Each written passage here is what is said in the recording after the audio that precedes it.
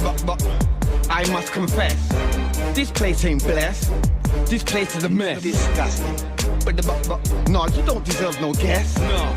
In here, I don't wanna lay down or rest. Are you crazy? That crack in the wall needs addressing. The state of the floor is just depressing, man. This table's older than the pyramids. Older? At least it's younger than the mirror is. This place is small and it's barely a house. Never mind the cat, you couldn't even swing a mouse. It's so small. Those curtains are looking tired.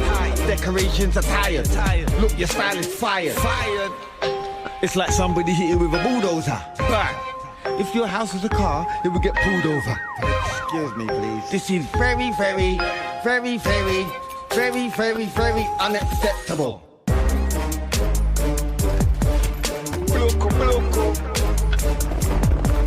Oh my God.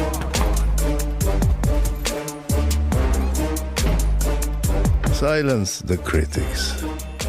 IKEA, the wonderful everyday. Fresh and clean. But